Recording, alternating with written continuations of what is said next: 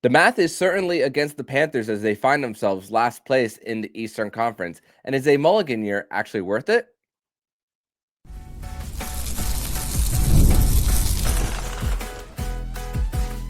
You're Locked On Panthers, your daily podcast on the Florida Panthers. Part of the Locked On Podcast Network, your team every day. And welcome into this Thursday, December 4th edition of the Locked On Florida Panthers podcast. We are part of the Locked On Podcast Network, now the number one sports podcasting network in North America. And we are also your team every day. Thank you for making the Locked On Florida Panthers podcast your first listen of the day. I'm Armando Velez, the host of the show, and you could follow me on X at MondoMan12. You could follow the show anywhere you listen to podcasts and on YouTube. And shout out to everydayers who come back here and get your daily Florida Panthers fix. So, Panther fans, grateful to be back here once again on another edition of the show to discuss everything in the world of the Florida Panthers. Today, we are going to discuss the math that is against the Florida Panthers, what their odds look like to make the postseason, and compare and contrast the runs that the Panthers made just a few years ago to make the postseason and compare it to now, and provide a little bit of context there. We are also going to discuss whether a Mulligan year is worth it for the Cats here, and we are also going to preview tonight's game between the Florida Panthers and the Nashville Predators, as it'll be game 4 of the 6-game homestand for Los Gatos. But let's discuss once again, that the Florida Panthers are in a position where there's a lot of time, but no time to waste here, as there are 57 games left in the NHL regular season for these Florida Panthers, and they have fallen behind as much as they have. And, I'm still trying to make so much sense of it when you're looking at everything, because all the teams below the cut line, the Panthers have the most regulation wins, but then you've seen literally everything with this Florida Panthers team about how they blow 2-goal leads. They haven't been able to score also the first goal of the game in more than half of their games as well. They can't, once they fall behind from one period, going into an intermission into the next period, they don't have a single win on their resume when coming back, going into the intermission. But it's just frustrating when you think about it. And the drops in percentages as far as power play and PK are as expected when you have so many guys out of the lineup that they do have. But again, this is a team that is not going to be rested. This is not rested as far as their mindset is. But this is a team that is not going to be satisfied. That's the better word there, for to use for that. But they are going to be, they're going to try to their hardest, absolutely, to try to make history, because that is still, once again, the mission for this Florida Panthers team. They want to make history, and the hope is that they do incrementally get these guys back. Matthew Tkachuk later in the month, Alexander Barkov hopefully in the postseason, if he is at least healthy enough to play. But at the same time, we have to take it once again day by day, one game at a time, because you can't win the Stanley Cup or even make the postseason in early December, where we are at right now. And I want to discuss what the odds are looking like for the Florida Panthers to make it. First of all, FanDuel has the Panthers at a minus 165 to make the postseason for them. So they are very confident in the Panthers, and what they have and what their pedigree has brought in order to climb back up and make it there. Money Puck is not so confident in the Panthers, as right now they have them at 41.4% chance at making the postseason. So yesterday I tweeted on X about the point pace for the Eastern Conference, and I did it based on points percentage, not actual points. And right before the Philadelphia Flyers played the Buffalo Sabres last night, the Flyers were that team that was the last team in, and they were at a 102 point pace. But since their win last night, which actually helps the Panthers in a way, because the Sabres are towards the bottom of the East and the Panthers could jump them. But with that win and that, knowing that these things could change every single day, right now the last team in as far as point pace is the New Jersey Devils right now at 100 points. So the Florida Panthers would need 75 points in 57 games. They'd have to play at a 657 points percentage the rest of the way. And the only team that has actually played to that level in the East this season has been the Carolina Hurricanes. That's the only team. As hot as Tampa has been, obviously they got off to a great start. They actually extended Ryan McDonough today, 3 times 4.1. But the fact that the Panthers would need to make to be at a level that they haven't been and go to a complete 180, that's a lot to ask for this team. And they didn't even play to that points percentage when the Panthers got to January 1 of 2023. So let's provide a little bit of context there for what the level that the Panthers actually played at. So when the Panthers were 8 points behind the final wild card spot on January 1 of 2023, they played the rest of the way. It was 37 games played at the time. They were 16-7-4 with a 486 points percentage, and then the rest of the way they went 26-15-4, 622 points percentage, and they ended with 92. So it'll be great for the Panthers if that point pace from the other teams that are ahead of them drops, especially if a lot of these 4-point swing games end up in ending in regulation as opposed to the loser point. And the loser point really hurts the Panthers' chances if you see these East versus East matchups here. But again, when you're talking about guys coming back and the work that the Panthers still need to do, because they need to still once again do their part right before the first domino as far as players coming back and be more of the Florida Panthers team that we know and love. And you know what? They're not going to get completely there, but they can get at least close to it. But assuming that, and this is just my assumption, there's no reporting behind this. My assumption is that once again that Matthew Tkachuk will be back maybe around the second end of a back-to-back against the Montreal Canadiens. I don't think that they're gonna put Matthew Tkachuk in the first games and playing 2 games straight right off the bat. So I'm thinking that the Florida Panthers would put him in that second game of that, and then his second game will be the Winter Classic. So that would mean that there would be 13 games from now tonight, if you include tonight's game, in the case that you guys are not are listening to this after tonight's game. So 13 games would be from Thursday's game against Montreal to that point of the season, to the home game against Montreal on the Tuesday, December 30th. But again, we have seen this before where teams have gone on a run where you saw St. Louis at the end of December, early January. They were last place in the West, and they went on a 722 points percentage after January 1 of 2019. Nashville just recently, when they made the postseason before bouncing out in the first round against Vancouver, they had a long winning streak after Barry Trotz said that they're not going to the U2 concert in Vegas, and then they were able to string off 16 some odd games of not having a goose egg as far as points.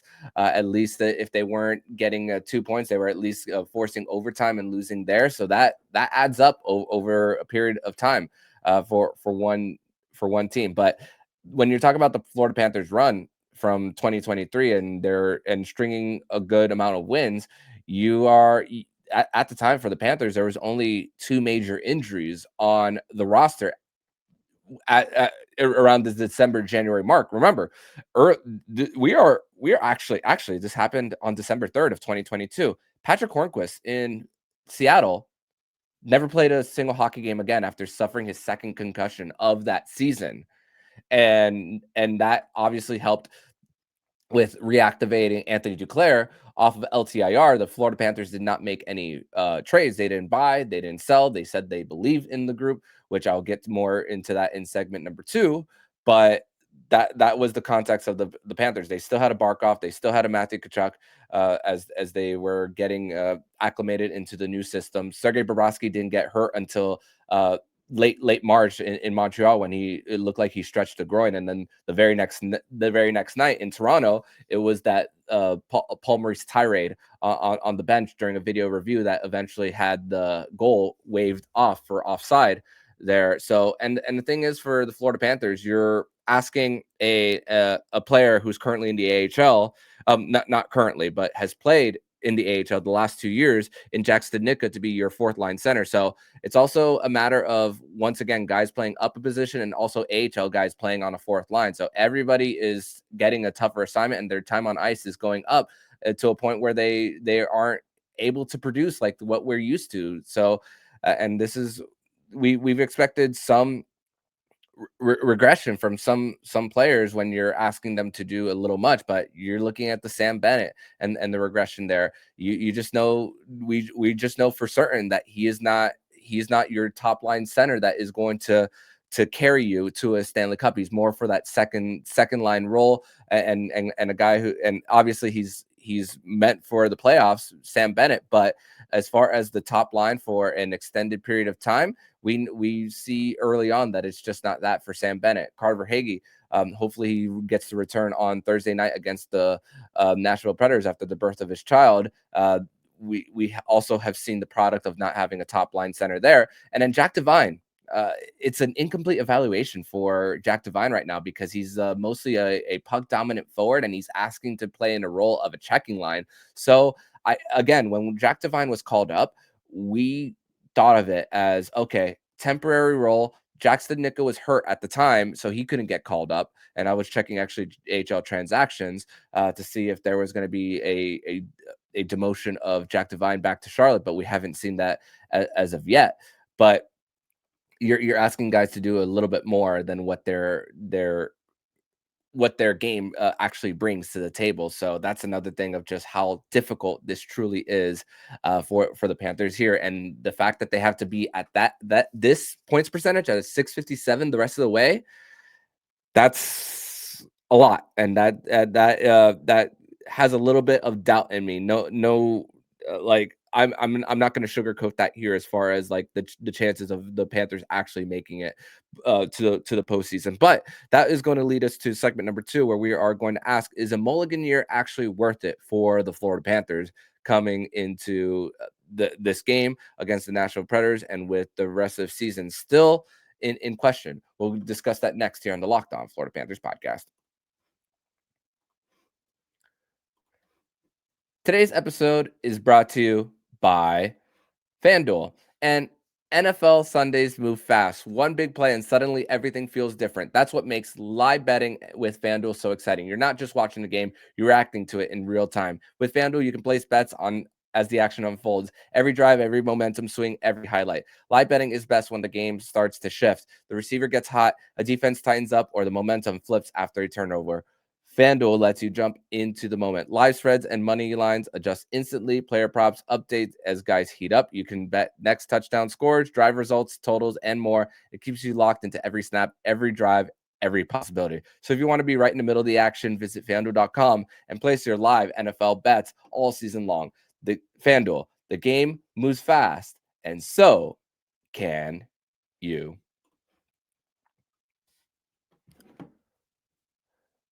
Thank you guys once again for making the Locked On Florida Panthers podcast your first listen of the day on the nation's #1 sports podcasting network, the Locked On Podcast Network, your team every day. So let's discuss once again if the Panthers and what they have going on this year actually makes a possible Mulligan year worth it. And I say possible Mulligan year because there is still a lot left to play for. And like we said again in our Wednesday show with Jacob Winans, that we haven't waved the white flag, but we have gone to a certain level of acceptance when it comes to how much to overcome is really where we are here. But I posted a tweet literally seconds after the Panthers lost on against the Toronto Maple Leafs on Tuesday, and just asked, where are you when it comes to a possible panic meter? And you know what? A lot of the replies have actually been very encouraging. And again, I feel like the fan base is actually very understanding about where the team is. So I'm going to read some of the replies here for this tweet. And I'll say this one is at David Davies saying stress, but last place in the East is still only a couple-ish games out of the playoffs. So if they can tread water a bit longer, be in the hunt as players come back, it will be okay. But need to get better soon. Couldn't agree there. At Christy Delissi at Christy_D_. Can't be panicked if the injury bug hit Florida so hard. We have maybe one actual top 9 line that's actually playable right now, and that's none of the lines that they ran during the playoffs are able to run right now. Uh, good point there as far as like the mixing and matching, because we don't even see Lundell, Luosterainen, and Marchand together, and that was a Panthers top line, especially that was producing pretty well at the beginning of the season. And then obviously Luosterainen's been out with the barbecue incident. This next one, it comes from at Lil Cheesecake 4, saying probably one of the worst rosters we've iced in the last 5 years. Hard to watch. 13 63 15 42 get passes, but just about everyone else doesn't even look like an NHL team. So yeah, you're talking about the fact that the net front has also been he only includes one defenseman, so a lot of the net front battles have just not been well. And I even spoke about this with the Mikkola and Jones pairing about how their expected goals percentage has been actually really well, but it's been skewed in a certain direction because of how they have been able to produce offensively, how they are in the top third as far as offensive chances, but they are in the bottom third as far as the chances against. So that is really truly been a run and gun type of pair for the Florida Panthers this year. Let's get another one here. At Landed Tour saying, I can't panic when we legitimately have 9 players out. Going to be a long season, but kind of is what it is. Not what anyone but our haters want, and still want 57, or we still have 57 or so games to play. But unless we can plug holes, ? We'll be back next year. So I'm going to stop there as far as the replies. And she talked about plugged holes on the roster, and I spoke about how the Panthers shouldn't buy their way out of this. I don't want to call it a mess. I would believe that was it's too hard. It's too harsh to call this a mess. This rut. I guess that's a better way to use it, for lack of a better word. But again, the Panthers aren't with the cap situation, and in the case that you do make the playoffs, you still gotta be able to ice a roster that's cap compliant with the new rules. And the thing is, even if you do make a trade, it has to be a contract that expires this year, because the Panthers are still going to have to try to work out contracts for Mackie Samoskevich, Sergei Bobrovsky come this summer, as far as to fit everyone in. And there still might need to be a cap clearing trade there in order to fit those two in. And again, Evan Rodriguez might be the guy to be traded, but that probably won't be during the offseason. And let's even discuss the possibility of the Panthers selling here, which I don't think is a possibility at all for this team, because you look at the expiring contracts that they have here, and you look around and say, what are the Panthers are going to get for these guys? Or is it worth trading guys to get a fifth to seventh round pick for this team? I mean, I'm going to read off some of the expiring deals for you here. AJ Greer, Tomas Nosek, who's out, Cole Schwint, who's out, Luke Cunnin, Noah Gregor, Jackson Nicka, Mackie Samoskevich, who's an RFA, Uvis Balinskis, Jeff Petrie, Sergei Bobrovsky, and Danil Tarasov. Those are the expiring deals. The Danil Tarasov has a high upside. The Sergei Bobrovsky is your 2-time Stanley Cup champion, 2-time Vezina Trophy winner. He's giving you everything. You're not going to sell him. So I think about the other guys who are on the team, and I think of guys who were part of last year's Stanley Cup team, as far as AJ Greer. Are you really gonna look at this year and erase all the memories that you made with not erase, but trade a guy just because of and when you consider what is going on with this team as far as the injury front? I don't think so. In the words of Elastigirl from The Incredibles, I don't think so. So I truly don't think that the Panthers are going to. I think they're going to have a truly quiet deadline, and just once again trust that the team that is currently constructed is going to try to find a way. And you know what? We're 4 months from 3 months from the trade deadline on March 6th. So that's going to be a quiet day for the Florida Panthers. I can, if there's one thing that I'm very confident in, is that the Panthers are going to truly stand pat. And I'm going to be dreading that show, because Jack Bushman of Locked On Blackhawks travels to Florida every year for the PGA Tour swing for Florida. And him and I did a show last year during the trade deadline. We're going to do another show, and I hope that the Florida Panthers are not in a position that their unprotected first round pick is trending towards a top pick for Chicago. But hey, banners with an S are worth it when it comes to that trade. And again, Spencer Knight has been outstanding this year, and who knows, that could end up being Gavin McKenna for the Chicago Blackhawks, who is related to Connor Bedard, but by law, not by actual blood, but he is in the family tree of Connor Bedard there. But you think about for the Panthers and ask yourself, is a Mulligan year actually worth it? I'm going to provide you some of where the Panthers will be at age-wise, and then you make the conclusion for yourself. So next year, when the season is completed, the 26-27 season, Alexander Barkov will be 31, Matthew Tkachuk will be 28, Reinhart 31, Verhaeghe 32, Brad Marchand will be 38, Erod will be 33. Who else? Other older guys. Seth Jones will be 32. Aaron Ekblad will be entering his 30s. So will Gustav Forsling, Nico Mikla as well. Dmitry Kulikov will be 36. And then Sergei Bobrovsky will be 38. So again, with the Panthers once again aging, and although they still have their pieces that they have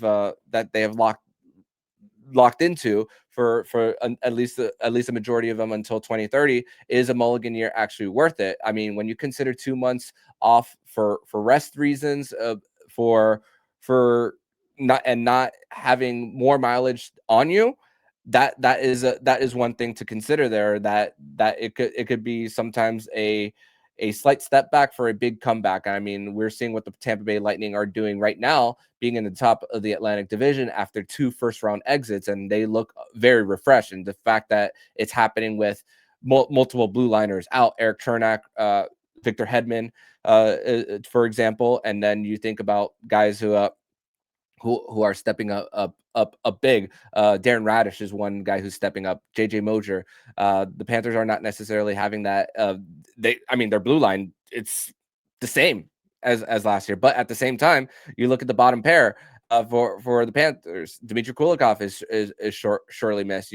You're asking Uvis Balinskis to play a little more, and Jeff Petrie has not been that OEL/Nate Schmidt kind of signing that we were hoping for. Yeah, right-handed shot, that's a certain advantage, but when your foot speed and getting lost in battles is happening, then that's not going to be cut it for a team that's already struggling, as the Panthers are. But Jessica Blaylock of Script Sports did ask Paul Maurice about the systems versus players and what's the toughest part of this. And I want to play a clip of Paul Maurice and what he had to say to that question from Jessica Blaylock, because I thought it was a really, really good one.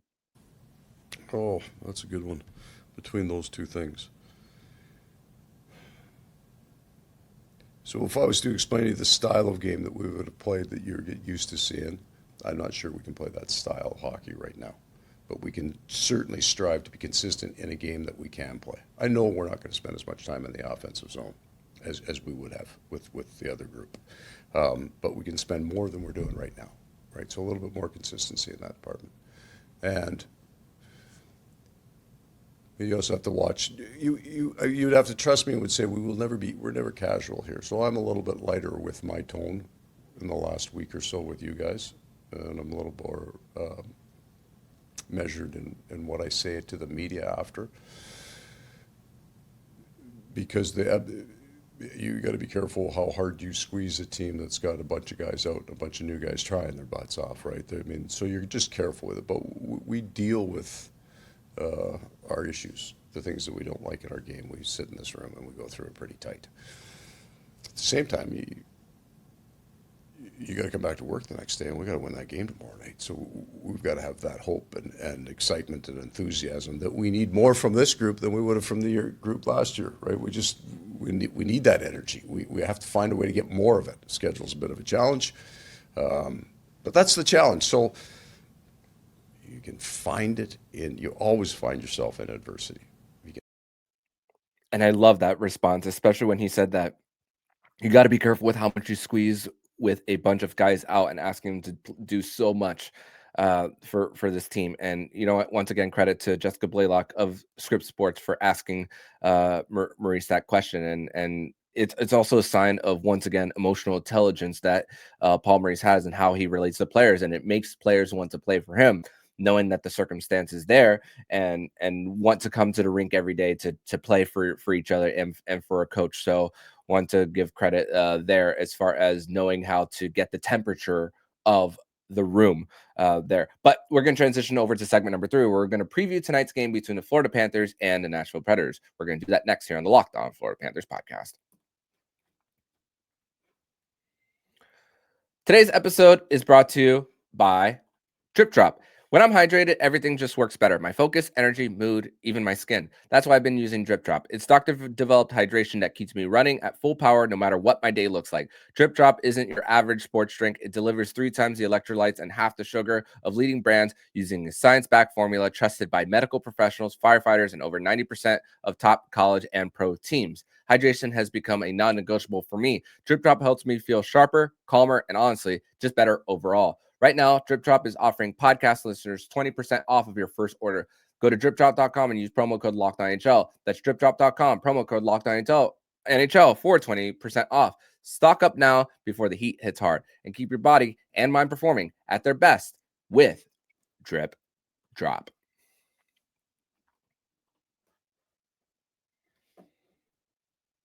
Segment number 3 here on this Thursday, December 4th edition of the Locked On Florida Panthers podcast. Thank you once again for making the Locked On Florida Panthers podcast your first listen of the day on the nation's #1 sports podcasting network, the Locked On Podcast Network, your team every day. But there's not a lot to discuss based on the Nashville Predators because of the fact that the Panthers have seen them recently. They are expected to ice the same lineup from just a few weeks ago with just a few tweaks on their blue line. But Jonathan Marchessault was questionable to play against the Calgary Flames recently, and he ended up playing that game. So he looks like he's going to be fine when it comes to playing against the Florida Panthers. But the Nashville Predators have actually responded well since the Florida Panthers have went into their barn and just manhandled. The Preds only have lost 1 game since, and that was against the desperate Winnipeg Jets, who are there actually without their #1 goaltender in Connor Hellebuck. So we'll see what happens with the state of Team USA goaltending when it comes to the Winter Olympics, which right now that barn is not ready, and the ice is expected to be 4 feet shorter. So that it's going to be a lot tighter game. So hey, does Canada bring Tom Wilson? Maybe, maybe not. But again, you think about all the games that Nashville has won from the last time these two teams played. Won 6-3 against Detroit, although Detroit has been up and down this season, had a great start, but they've been on a downward trajectory as of late. Chicago has been a great story. They were at one point in the wild card race for the Western Conference. They're just outside of it right now, so they are still battling for positioning there. And again, they beat the same Calgary Flames team that the Florida Panthers lost to at home on Tuesday night. And just obviously, it's any given night in the National Hockey League. Anyone can beat anyone. Even the worst team can beat the best team. But the fact that once again the Panthers haven't been able to get points out of this homestand, you once again see that there has to be a level of desperation. Like I said at the very top, no time to waste, and tonight is a must. 2 points for the Florida Panthers. No excuses for this group, especially with how they performed the last time, which again, you look at the 8 goals and all of them being at even strength, one of them being at 4-on-4, and then the Panthers being able to chase UC Saros early. But again, that game wasn't a full 60. You see a little bit of a stretch in that game where the Panthers are up 2-0, and then they give up the lead there. So we've also seen once again about how leads have not been safe for this Florida Panthers team. So you're hoping for another 60-minute effort like we saw in that 1-0 win against the New Jersey Devils, where just the middle of the ice was just not available for the Devils there. You hope that you can do the same thing against the Nashville Predators at home. And again, last time these two teams faced in the Panthers barn last year in November, when the Panthers were coming off the Global Series. The game was over within the first period when the Panthers were up 3-0, and they were able to go on cruise control from then on out. So again, the Predators are at a point where they have to be desperate as well, because there's a whole bunch of speculation on what they're going to do as far as trading their guys. Obviously, there's no movement clauses, and like a guy like Steven Stamkos, Jonathan Marchessault, but Ryan O'Reilly does not have a no move clause, but they're treating it as that. So he's a valuable asset. But again, Ryan O'Reilly is just a well-respected guy across the league, Conn Smythe Trophy winner, as well as the Selke winner as well. But again, you look at who the leadership there with guys like Roman Josi and Philip Forsberg. There's still, once again, a whole lot of talent there in Nashville, and that they're going to be playing hard for those guys in that organization there, and they're trying to hopefully save Andrew Burnett's job, which again, there's been a patience with that group, with what they brought in, with the talent as well as the coach, because Barry Trotz, longtime coach, first coach in Nashville Predators history, was had a long leash with their longest tenured general manager, and David Poile, which he was there for 25 plus years. The fact that Poile gave Barry Trotz that runway, maybe that's why Andrew Burnett has also had the runway that he has had in Nashville. So there's also a patient approach, and maybe once again that Barry Trotz is putting it more on him than he is on the coaching staff for their lack of performance there. So hopefully for the Florida Panthers, we are talking about 2 points and the fact that the Panthers could be hopefully right back on track. I mean, one win is not going to get you above the cut line for the wild card, but again, you start game by game, slowly but surely, and again, an overtime win won't hurt the Panthers, because it's, again, a Western Conference team. But hey, what matters for this one is hopefully coming out with the 2 points on the night. But that's going to do it for today's edition of the Locked On Florida Panthers podcast. Thank you once again for making the Locked On Florida Panthers podcast your first listen of the day on the nation's #1 sports podcasting network, the Locked On Podcast Network, your team every day. On Friday's edition of the show, we are going to break down the Panthers game between them and the Nashville Predators, and then go into the weekend where the Panthers will have a tough back-to-back to end the homestand right before hitting the road and going back out west there. So big 2 points on the line tonight for the Cats. But in the meantime, if you like what you're hearing, please subscribe to the podcast to be notified every single time the Locked On Florida Panthers podcast jumps into your podcast feed. Don't forget to also subscribe to the other shows on Locked On NHL Network, including Locked On NHL, Locked On Fantasy Hockey, Flip Livingstone, and Stu Roden, and Locked On NHL Prospects. Thank you once again for making Locked On Florida Panthers podcast your first listen of the day. So I'm Armando Velez, signing off. And you've been listening to Locked On Florida Panthers podcast, part of the Locked On Podcast Network. We're your team every day.